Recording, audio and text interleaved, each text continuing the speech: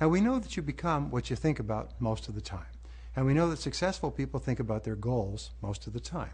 And in another segment, I talk about the recipe for goal setting, which in brief is decide exactly what you want, write it down, set a deadline, make a list of everything you need to do to achieve it, organize the list into a plan, and then take action. And the seventh step, the final step, is do something every day. So where do you get to the goals in the first place? And this is where the 10-step method comes into play. What you do is you take a clean sheet of paper, and this is where you're going to write down your goals. I have people in my seminars, by the way, take a clean sheet of paper and write at the top of the page the word goals and today's date. I say this is going to be a very important piece of paper for you, so make a separate piece of paper.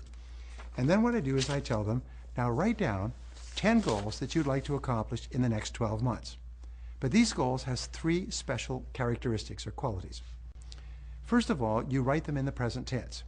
Your subconscious mind is like a special computer that can only be accessed if you program it with commands in a particular language, and the language it understands is the language of now, the present tense. What does that mean? You don't say, I will earn such and such an amount. You say, I earn this amount of money by such and such a date.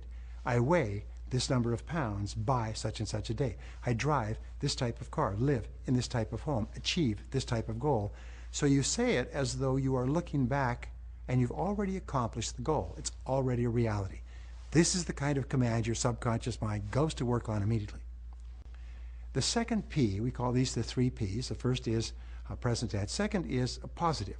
You always use positive language because your subconscious mind cannot process a negative. So you say, for example, not I will quit smoking, but I am a non-smoker. Not I will lose weight, but I weigh this number of pounds. Always phrase your goals in the positive tense.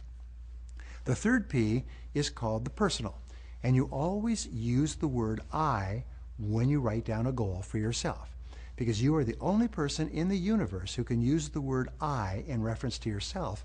And whenever you use the word I, you signal your subconscious and superconscious minds that a very important goal is coming down from head office. And when you use the word I, you always follow it with an action verb. And here's what we know: the shorter, sharper, the simpler the goal statement is, the faster it will come into reality. So don't write a goal statement that takes a paragraph. Write, I earn X number of dollars by such and such a date. I achieve such and such a goal by such a date. And it's always I plus an action verb. It's the most powerful way of programming your subconscious and unlocking your mental powers.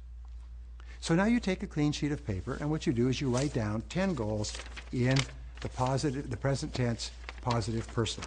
And you write them down, and you end each goal with the words by such and such a date. In other words, every goal is time dated. This exercise takes 3 to 5 minutes. In my seminars, I have everybody go through this, and I wait until everyone is done. Once you've completed this exercise, something marvelous has happened.